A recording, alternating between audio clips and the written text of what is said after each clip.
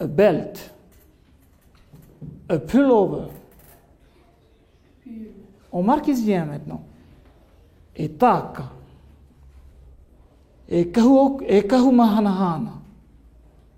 Et maintenant en français, une ceinture, un pull. Est-ce que vous ne remarquez pas quelque chose qui se passe? Mato? Quoi donc? C'est la même.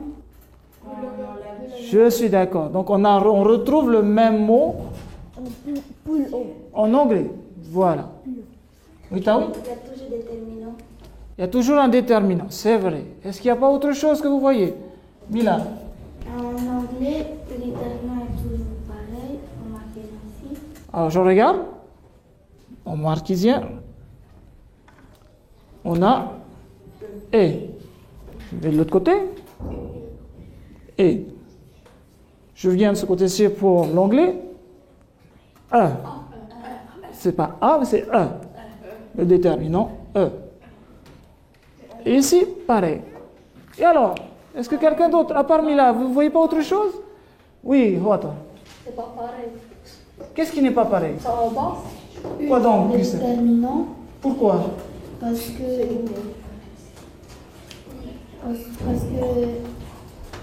une, ça veut dire une pile et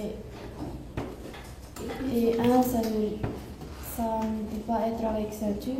D'accord. Donc, qu'est-ce que ça veut dire, Tehahe? On ne peut pas dire un ceinture et on ne peut pas dire une pull. D'accord. Donc, oui, Mila? On va mettre un déterminant une pour le féminin et un au masculin. Vous êtes d'accord? Bien ça, hein? C'est ce que tu essayes d'expliquer, Christelle. Hein? D'accord. Là, je remarque que c'est pas du tout le même déterminant.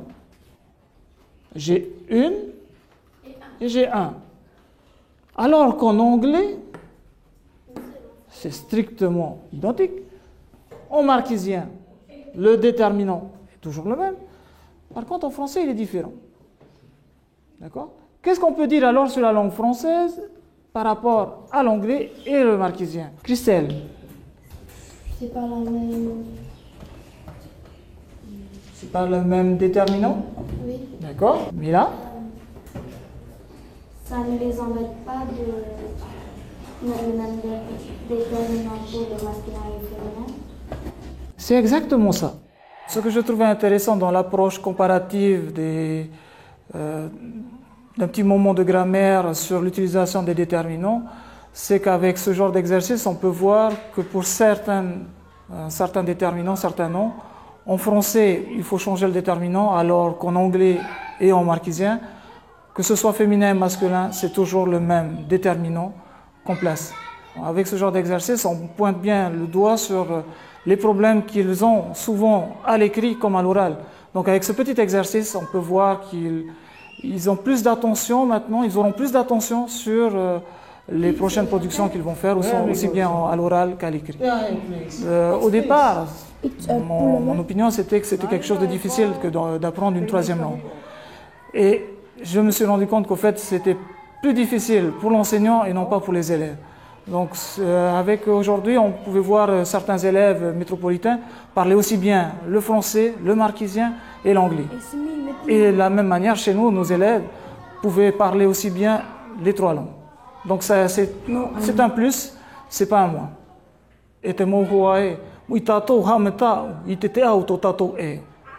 Na tatou, na to tatou eo e ave, ta tatou to iki mu. Vai e no.